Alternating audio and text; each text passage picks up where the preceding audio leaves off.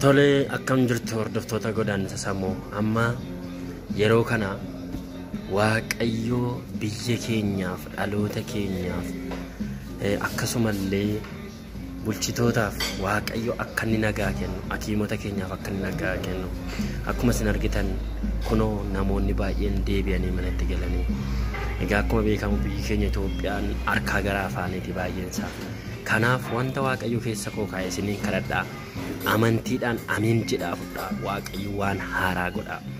warroonni Waaqayyotti amanne nuyi jireenya bara baraa qabna nuyi warri Waaqayyotti amanne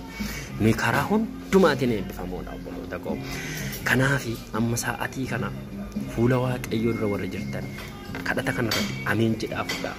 wanti dhaloota nyaate wanti karaa dhaloota dhaabe isiniin karaa dhaabu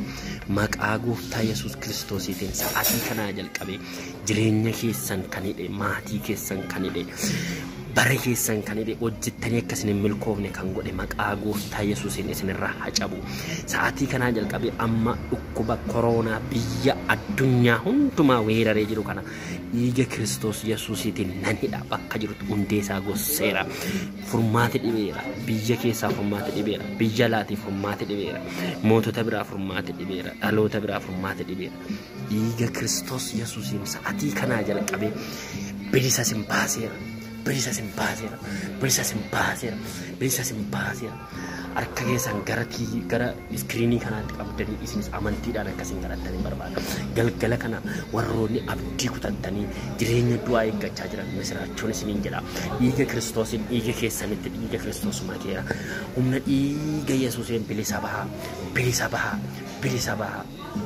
Afuurri Waaqayyoo sinaa gargaaru humni Waaqayyoo sinaa gargaaru bakka ciiftanii jirtanitti nagaan keessan isiniif adeemu bakka teessanii jirtanitti nagaan keessan isiniif adeemu bakka abdii kutattanii jirtanitti maqaa gooftaa sun abdiin keessan isiniif haara'u maqaa Yesuusin abdiin keessan isiniif haara'u jireenya keessan dukkaneessee lafa dhadhan dhabdanii ol ilaaltanii gadi ilaaltanii fira abdattanii fira biraa kan furmaata dhabdan dhaloota biraa kan furmaata dhabdan maatii biraa furmaata kan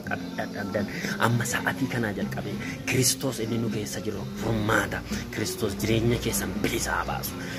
haa baasu maqaa gooftaa Yesuus Kiristoosiitiin ameen.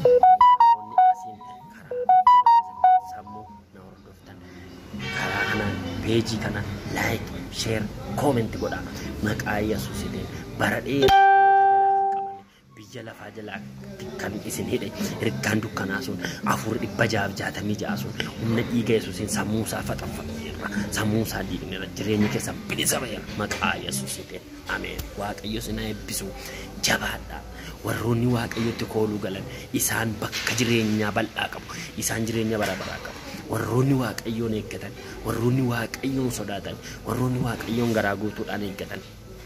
isaan jireenya bara baraa qabu warroonni du'uu Yesuusitti amanan du'aa ka'uu Yesuusitti warra amanan isaan jireenya bara baraa qabu utuu akka yaada diina keenyaatti sila har'an geenyu turre baay'een isaanii dhukkubaan nu biraa du'aniiru baay'een isaanii rakkinaan nu biraa du'aniiru nu Yesuusin qabna nu Yesuusin ofirkaa qabna Yesuus nu keessa jira Yesuusi keessa jiru sana dammaffadhu obboleessa koo obboleettii koo abbee koo armee koo Yesuusitti boo'i gara Yesuusitti gara namaa ilaalin waan nyaattu dhabduu danda'a wanta uffattu dhabuu dandeessa fayyaa dhabuu dandeessa gara Yesuusitti Yesuusiif furmaata warroonni gara Yesuus ilaalan deebi'anidha gara Waaqayyoo ilaalaa fuulli keessan ifu deebitanii moqaanii lafa ilaaltanii jedhamee caafamee jira maqaa Yesuusin isiniin bilisa baaseera humna dhiiga Kiristoosiin bilisa isin baaseera Waaqayyo nagaa keenya nu Yesuus keessa teenye waan tokko dhabu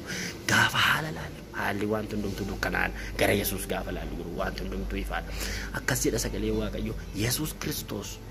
rakkina keenya gadadoo keenya dhiphina keenya dhukkuba keenya cubbuu keenya hunda isaa fuudhee dhaga'eef fannoo irratti cinqaarseera jedha maqaa Yesuusiitiin du'uu Yesuus har'a dhukkuba kana sirraa cinqaarseera ati hin duutu ati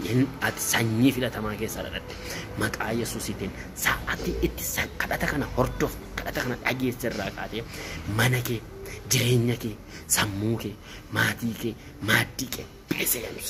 bilisoomseera humna dhiiga Yesuusiin ameen haleluuyaa.